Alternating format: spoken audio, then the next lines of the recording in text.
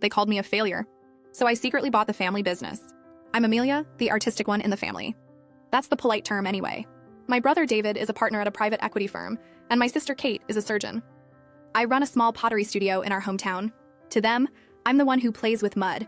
At every family gathering, David finds a way to remind me. Still playing with mud, Ames? He'll ask loud enough for everyone to hear. Don't worry, when Mom and Dad's restaurant finally goes under, I'll be sure to buy the building and let you keep your little shop in the basement. Kate's a bit more subtle. Honestly, Amelia, you should be encouraging them to sell now, she advised me one evening at the Olive Branch, our parents' restaurant. She gestured at the dated floral wallpaper. David's firm could liquidate this place in a week.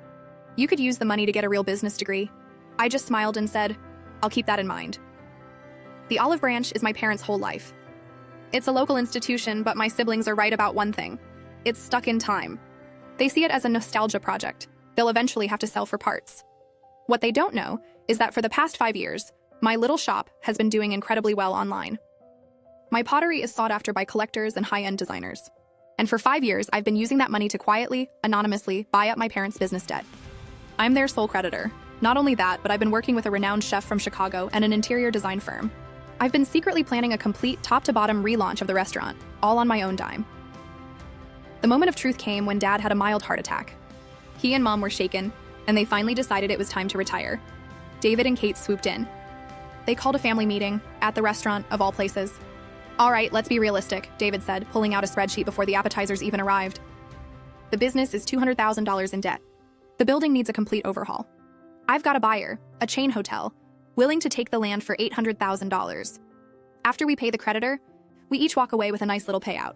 It's the only smart move, Kate agreed, patting my hand with that familiar, condescending pity. Don't worry, Ames, we'll make sure you're taken care of. I took a sip of my tea. That's very generous of you both, I said, but I don't think that's going to work. David sighed. Ames, I know you're sentimental, but you don't understand finance?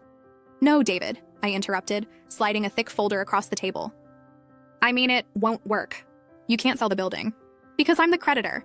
You could have heard a pin drop. I've owned the debt for 2 years, I continued, looking at my stunned siblings. And as of last week, Mom and Dad sold the business and the property to me. It's all paid in full. David and Kate just stared. Their faces were a perfect picture of disbelief. The restaurant is closing, I said, for 6 months. For a full renovation. My new head chef from Chicago arrives next week. We're relaunching in the spring. David was pale, his fingers frozen over his calculator. How? He stammered. How did you get that kind of money? I stood up and started clearing our plates. It turns out, I said, that playing with mud pays really, really well.